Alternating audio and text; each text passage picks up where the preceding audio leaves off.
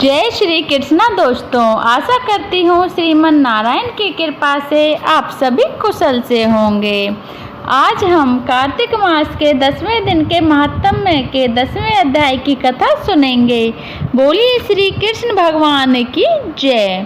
10वां अध्याय।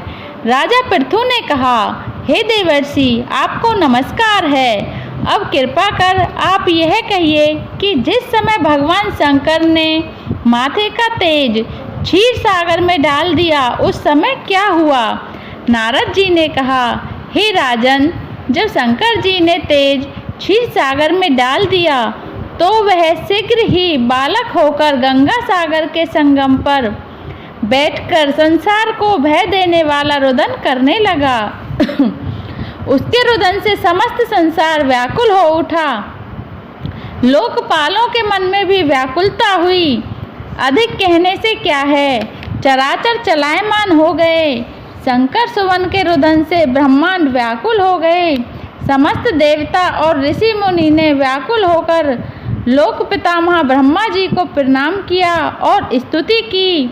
फिर कहा, हे पितामह, यह बड़ा भयंकर समय आया है, इसका नाश कीजिए।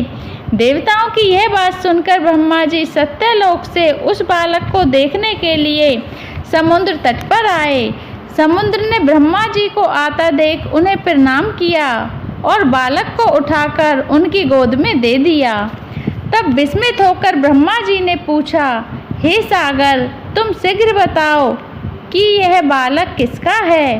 तब समुद्र ने कहा, हे प्रभु, यह तो मैं नहीं जानता, किंतु इतना अवश्य ज्ञात है कि यह गंगा सागर के संगम पर प्रकट हुआ है। अतः आप इस बालक का जाति कर्म आदि संस्कार कीजिए, इसका जातक फल बताइए।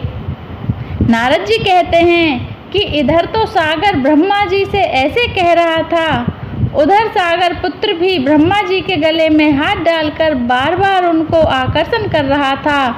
अब तो उसने ब्रह्मा जी का गला जोर से पकड़ लिया कि वे पीड़िता हों। नेत्रों से आंसू डालने लगे।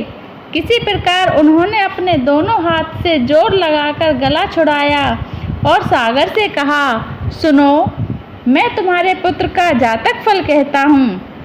मेरी आँखों से जो जल निकलता है, इस कारण इसका नाम जलंधर होगा। यह पैदा होने के साथ ही तरुण हो गया था।